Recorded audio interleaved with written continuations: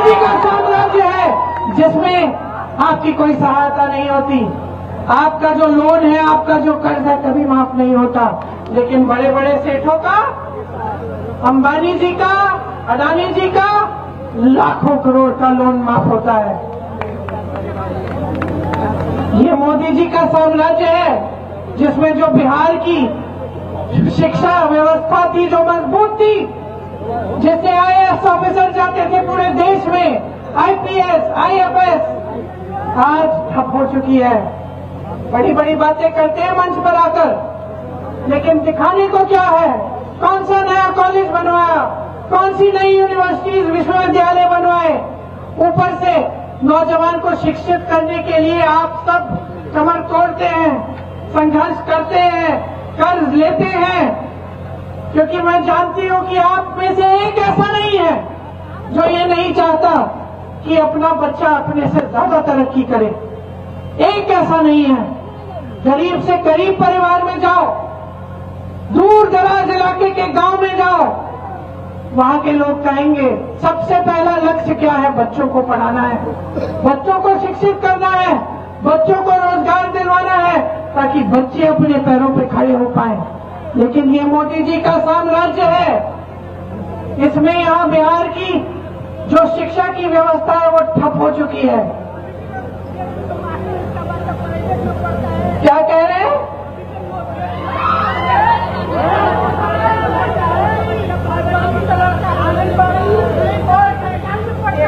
सुन लीजिए क्या कह रहे हैं, सुन लीजिए क्या कह रहे हैं। किस तरह की व्यवस्था हो गई है बिहार की शिक्षा की। ये आपकी आवाज है, लेकिन कोई सुनने वाला नहीं है। आपकी आवाज को कोई सुनने वाला नहीं है। एक समय था जब सरकारी रोजगार के लिए लोग तड़पते थे, लोग तड़पते थे कि किसी न किसी तरह सरकारी नौकरी लग जाए, जीवन भर हम सुरक्षित रहेंगे, हमारा आराम हो जाएगा। आज पूछिए इन कर्मचारियों से, पूछिए इनसे इनके पेंशन का क्या हुआ, कहाँ गया वो पुराना पेंशन? वो भी बड़े बड़े सेठों के पास मार्केट में लगा दिया गया है, इनको पुराना पेंशन भी नहीं मिलता। आज सरकारी नौकरी क्या, सरकारी जितने कारखाने हैं सब बड़े बड़े सेठों को सौंप दिए गए हैं, और वो भी अंबानी अडानी 2 सेठों। सरकारी जो हवाई अड्डे थे, जो पुल के जो ठेके थे, जो बंदरगाह थे, जो बड़े बड़े कारखाने थे, सब इन्हीं लोगों को। यहाँ आपकी जमीन 1 रुपया प्रति एकड़ पे अडानी को दी जा रही है। अरे 1 रुपया प्रति एकड़ पे, आप सोचो अगर आपको 1 रुपया प्रति एकड़ पे जमीन मिल जाती तो आप क्या नहीं कर सकते थे? आप अपने बच्चों को पढ़ा सकते थे, आप अपना भविष्य बना सकते थे, लेकिन दी किसको? दी किसको? एक ऐसे उद्योगपति को जिसके पास वैसे ही हजारों करोड़ है, जिसको जमीन की जरूरत भी नहीं है, उसी को मिलती है यहाँ पे। ये है मोदी जी का साम्राज्य कि आपके चलने के लिए रास्ता नहीं है, कह रहा है नौजवान। गांव में चलने के लिए रास्ता नहीं है। 20 सालों से इन्होंने सरकार चलाई है, आज आपसे वोट मांगते हैं। आज आपको बहनों, आपको 10,000 रुपए भेजते हैं ताकि आपके वोट उनको मिल जाए, और आपकी सड़क 20 सालों से नहीं बनाई, आपकी पाठशाला बनाई, आपकी चीनी की मिल से चाय पियेंगे, मीठी मीठी चाय पीने आएंगे। कितने साल गुजर गए, चीनी मिल ठप का ठप पड़ा हुआ है, बंद का बंद पड़ा हुआ है। ये है हालत आपकी। ये है मोदी जी का साम्राज्य कि बिहार में अपना मुख्यमंत्री है आपका, लेकिन उसकी भी सुनवाई नहीं है। नीतीश कुमार जी की आज कोई सुनवाई नहीं है। मोदी जी बड़े चिंतित हो रहे थे कि अरे कांग्रेस पार्टी की पोस्टर देखो, इसमें तो तेजस्वी जी को बौना बना रखा है, या तेजस्वी जी के पोस्टर देखो, इसमें राहुल गांधी को बौना बना रखा है। बहुत चिंता है इनको भाई राहुल गांधी जी के भविष्य की, तेजस्वी जी के भविष्य की आपकी चिंता नहीं है। कमाल है, देश के प्रधानमंत्री हैं, देश के मुख्यमंत्री को तो मंच पे लाते नहीं है अपने साथ। दूसरी पार्टियों के पोस्टर को देखने में समय व्यर्थ कर रहे हैं। अपना समय उनको किस चीज में डालना चाहिए था? किस चीज में? यहाँ बिहार में देश के सबसे ज्यादा नौजवान हैं, सबसे ज्यादा नौजवान इस प्रदेश में, सबसे संघर्षशील नौजवान इस प्रदेश में। कन्याकुमारी से लेकर कश्मीर तक जहां जहां जाओ, जहां मजदूर दिखेंगे, जहां कोई काम करता हुआ दिखेगा, पूछोगे कि भाई कहाँ के हो? बोलेगा मैं बिहार का हूं। और मोदी जी आपको रोजगार देने के बजाय दूसरी पार्टियों के पोस्टर पे टिप्पणी कर रहे हैं। और यहाँ आकर हर चुनाव में आपसे कहते हैं कितने पैसे दूं, 50 करोड़ दूं, 75 करोड़ दूं। मैं तो कहती हूँ कि भैया मत दो, अब छोड़ दो, झूठी बातें मत बोलो, ये सब मत कहो, हमें सुनना नहीं है किसी को, सब थक गए हैं। हर चुनाव में आप कहते हैं ये दूंगा वो दूंगा, कुछ देते ही नहीं है। चुनाव से पहले 10,000 रुपए निकालना शुरू ताकि वोट मिलेगा। अरे 20 सालों से क्यों नहीं दिए? 20 सालों से इन्होंने वो 50 करोड़, 75 करोड़, 100 करोड़ क्यों नहीं दिए? वो 50 करोड़ अगर देते तो ये चीनी का मिल चल जाता। तो आप घर बुलाते मोदी जी को, चाय पिलाते मोदी जी को।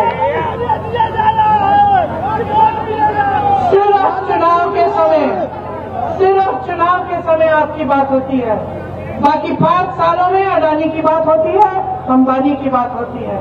यहाँ मेरी बहनें बैठी है, खड़ी है, यहाँ सबसे बड़ा संघर्ष आपका है, सबसे ज्यादा संघर्ष आप करती हो। ये नौजवान लड़कियां जो यहाँ खड़ी है, पढ़ने के लिए भी तुमने संघर्ष किया होगा, कल रोजगार चाहिए होगा, संघर्ष करोगी। और चाहे कुछ भी करो, घर आके तुम्हें ही काम करना पड़ेगा, तुम्हें ही घर संभालना पड़ेगा, बच्चों की परवरिश करनी पड़ेगी, बड़ों का देखभाल करना पड़ेगा।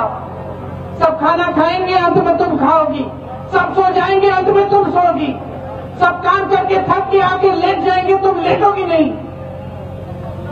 और तुम्हारे लिए क्या है? चुनाव के समय घूस, यही है। बाकी 5 सालों में कुछ नहीं। तुम्हें आगे बढ़ाने के लिए क्या किया? तुम्हें रोजगार देने के लिए क्या किया? तुम्हें मजबूत बनाने के लिए क्या किया? कुछ नहीं किया। खुद कर रही हो, कोई सहायता नहीं है। समाज से भी मुश्किल होती है, समाज भी सहायता नहीं करता, सरकार भी सहायता नहीं कर रही। अब उनको दिखने लग गया है कि महिलाएं जो है इकट्ठी हो रही हैं, समझदार हो गई हैं, समझती है कि उनके वोट में शक्ति है, तो चलो चुनाव के पहले दे देते हैं 10,000 रुपए।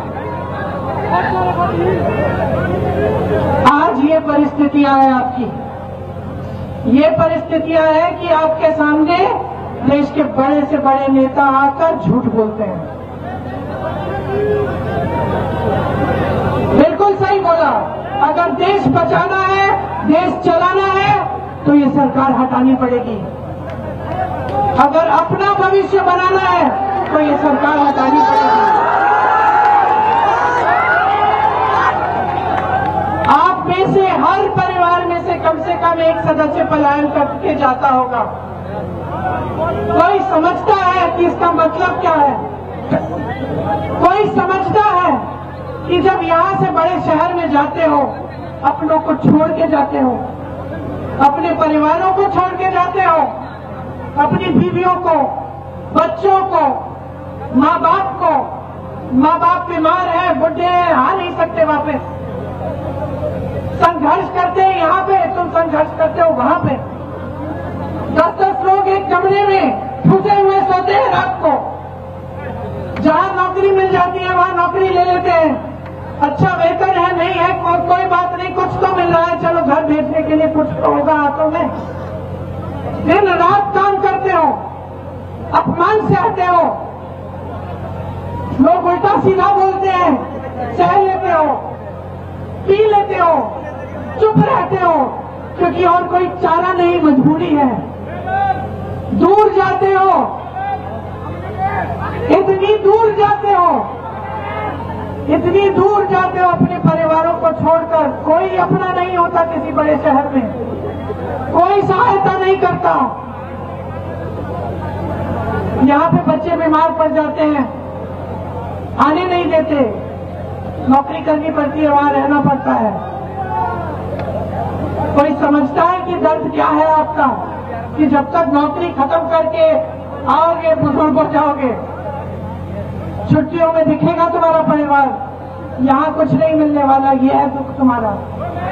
सबसे बड़ा दुख है, मैं उस पर आ रही हूँ।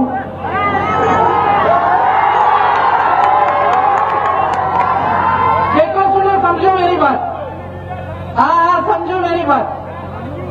पहले रोजगार कहाँ से मिलता था?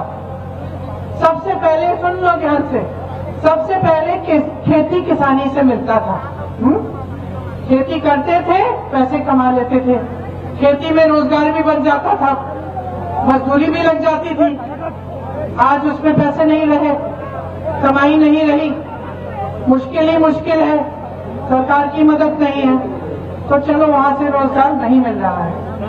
दूसरा, बड़े बड़े सरकारी खजाने कारखाने होते थे, सरकारी नौकरी मिलती थी। आज क्या होता है, सरकारी कारखानों में भी ठेकेदारी से नौकरी मिलती है कि नहीं? और जो बचे थे बड़े बड़े कारखाने, बड़े बड़े उद्योग, वो बड़े बड़े उद्योगपतियों को देकर उनका निजीकरण कर दिया है। तो निजीकरण से ना आरक्षण मिलता है और ना रोजगार मिल रहा है। तो दूसरा जो तरीका था जिससे आपको रोजगार मिलता था, वो भी खत्म।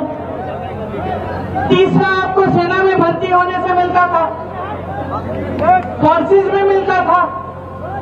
मैंने यूपी में काम किया है, यूपी से लगा हुआ है बिहार। सुबह 4 बजे मैं देखती थी गांव में नौजवान दौड़ लगा रहे हैं, इतने बच्चे दौड़ लगा रहे हैं। एक बार बहुत 4 बजे थे रात के, सुबह के, और मैंने देखा कि कुछ लड़के एक झुंड बना के दौड़ रहे आ रहे हैं। तो मुझे लगा कि भाई, मुझे तो पुलिस पकड़ रही थी उस समय, क्योंकि मैं प्रदर्शन कर रही थी, तो मैं पुलिस से बच के जा रही थी। रास्ते में देखा कि 8-10 लड़के आ रहे हैं। मैंने कहा ये क्या कर रहे हैं 4 बजे सुबह? पूछा अपने साथियों से कि क्या कर रहे हैं 4 बजे सुबह ये लोग? क्या मेरे यूपी के साथी बैठे, कहा कि दीदी ये तो दौड़ लगा रहे हैं, प्रशिक्षण कर रहे हैं, क्योंकि सेना के लिए, भर्ती के लिए एग्जाम देंगे, फिजिकल देंगे।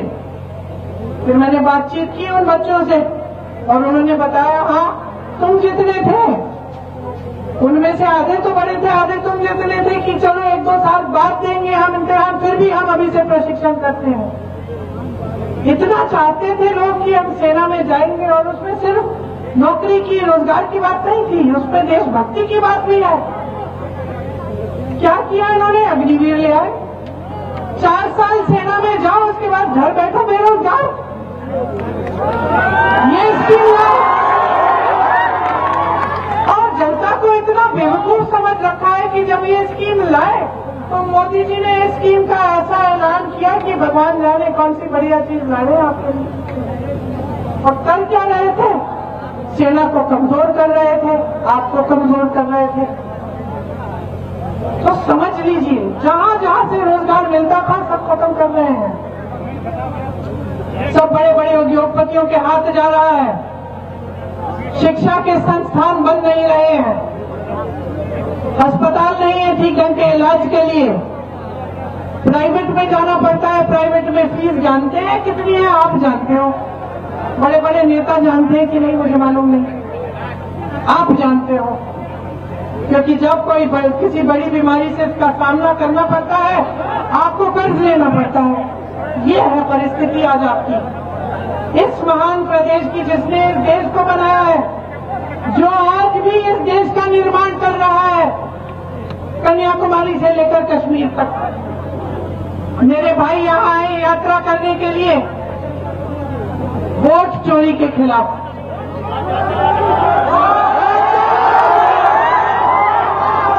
इसका मतलब है आप बात समझ गए हैं। शायद आपने आज भी देखा होगा, आज उन्होंने दिखाया कि जो हरियाणा में चुनाव था किस तरह से उसकी चोरी हुई है, किस तरह से उन्होंने एकदम व्यवस्थित ढंग से वोटों की चोरी की, वोटों को काटा, वोटों को जोड़ा ताकि फिर से उनकी सरकार बने। बिहार में उन्होंने 65 लाख वोट काटे हैं। इसका मतलब है 65 लाख बिहारियों के इन्होंने अधिकार काट दिए, रद्द कर दिए। कल को आपको कोई स्कीम, सरकारी पैसे मिलने हैं तो भूल जाइए, आपका तो नाम ही नहीं है, काट दिया गया है। और इसलिए काट दिया गया है क्योंकि जान रहे हैं कि बिहार की जनता उब चुकी है, थक चुकी है इनके झूठों से।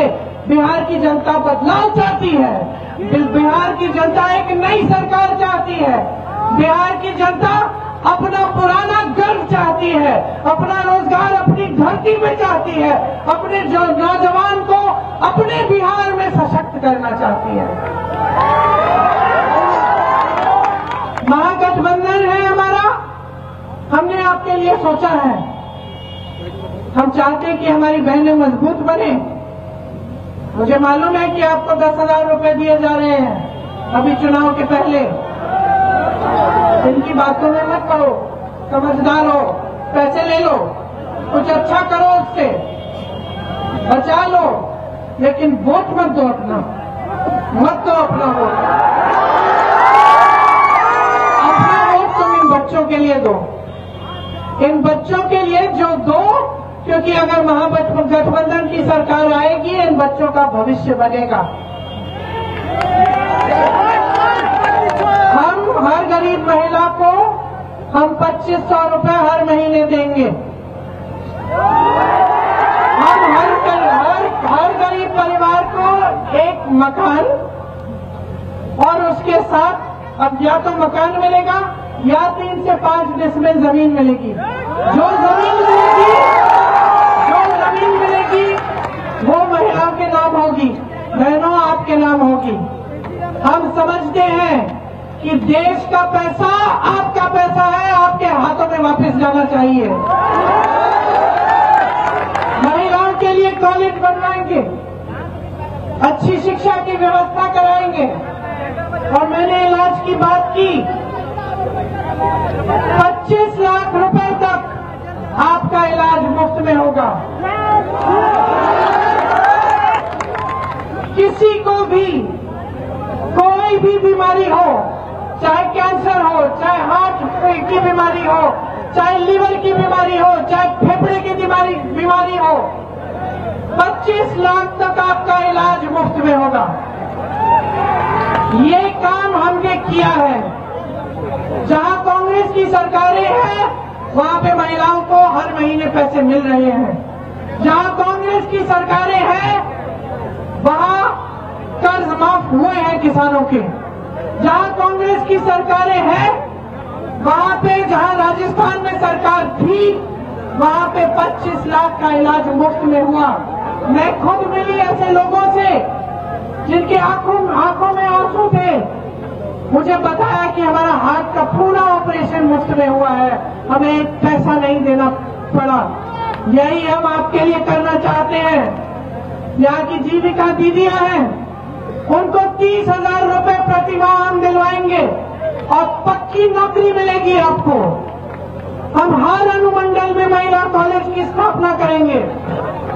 मेरी जो विधवा बहनें हैं, माताएं हैं, उनको 1500 रुपए का पेंशन मिलेगा, जो हर साल 200 रुपए बढ़ाया जाएगा। दिव्यांग पेंशन 3,000 रुपए किया जाएगा। सामाजिक न्याय के लिए पंचायती राज और नगर निकायों में ईबीसी का आरक्षण 30% और दलित का आरक्षण 20% किया जाएगा। अति पिछड़ा वर्ग अत्याचार निवारण अधिनियम बनाया जाएगा, जिससे जो आज अति पिछड़ी जातियों और दलितों के ऊपर जो अत्याचार हो रहा है उसको बंद किया जाए। निजी शिक्षा संस्थानों में भी आरक्षण लागू होगा। इसके साथ साथ नौजवानों के लिए अगर आप अपना कोई छोटा सा कारोबार शुरू करना चाहते हैं तो आपके लिए सरकार 2 लाख रुपए देगी।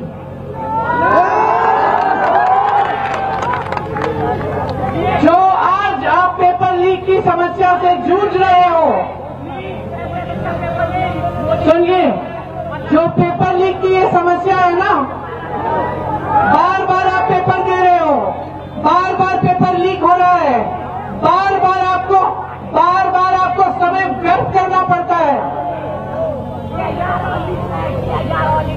सुनिए, ये समस्या जो है इसके समाधान के लिए हम ऐसा नियम लाएंगे, सुन लो बेटा, सुनो, हम ऐसा नियम लाएंगे कि एक जॉब कैलेंडर बनेगा, जिसमें पेपर का डेट, रिजल्ट का डेट, नियुक्तियों का डेट पहले से तय होगा। किसी ने उसमें फेरबदल करने की कोशिश की तो उस पर सख्त कार्रवाई होगी। आप पेपर देने जाओगे तो आपकी जो फीस है वो रद्द की जाएगी।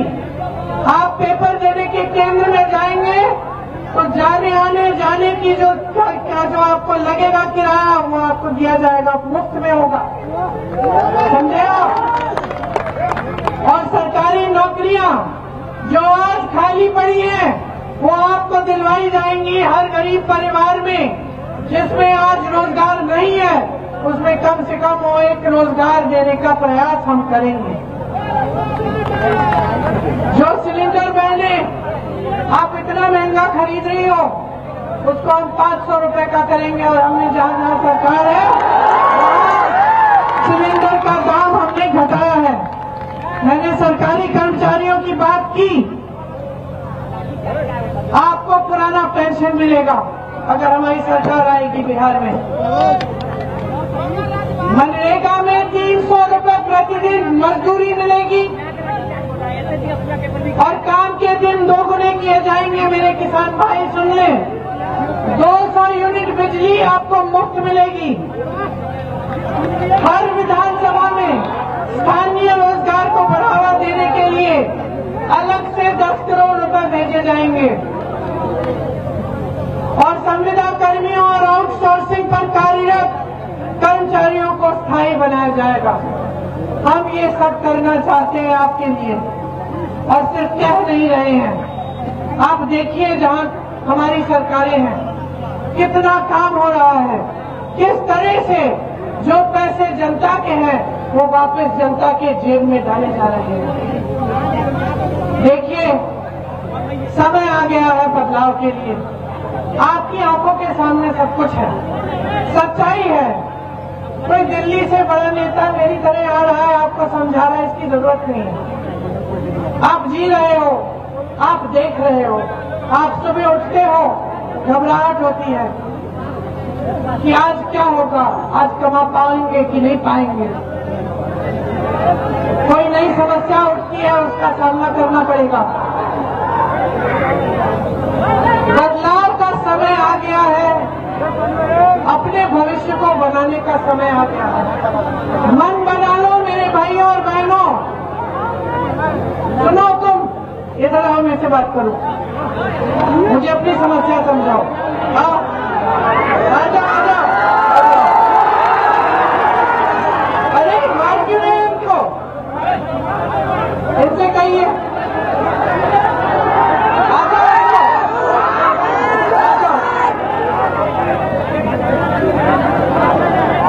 मैं बुला रही हूँ, आने दीजिए, आने दीजिए इन्हें। आजा आजा बेटा।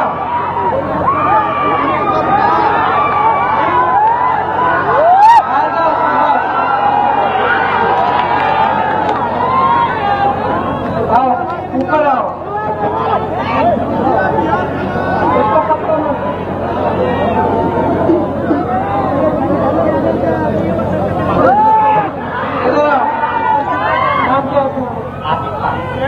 ये देखो, ये है आसिफ, ये बिहार का नौजवान है। लड़ के वहां से आया मुझे अपनी समस्या बताने के लिए। ये है बिहार का नौजवान जो अपने अस्तित्व को समझता है, अपने अधिकारों को समझता है, जो जो समझ रहा है कि इसके साथ क्या हो रहा है आज।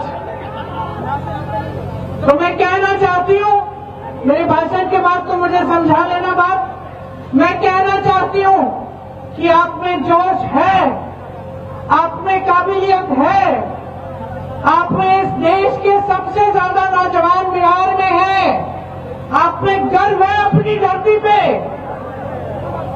अपनी जगह समझो इस देश में क्या है, आप आगे होने चाहिए, आप सर्वोपरि हैं, आप इस देश की जनता है, इस देश की शक्ति है, इस देश का लोकतंत्र हो, तुम समझ लो, आंखें खोलो और अपना भविष्य बदलो। महागठबंधन के एक एक उम्मीदवार को भारी से भारी बहुमत से जिताओ ताकि आपका भविष्य बदले, ताकि आपकी जमीन फिर से खुशहाल हो, ताकि आपको रोजगार यहीं बिहार में मिले, ताकि आपके नौजवान खुश हो, उनमें आत्मविश्वास हो, आपके लिए कमा पाए और इस बिहार को एक बार फिर बुलंद बना पाए। एक बार मेरे साथ जोर से बोलिए, बिहार की धरती की, और जोर से, बिहार की धरती की, बिहार की धरती की।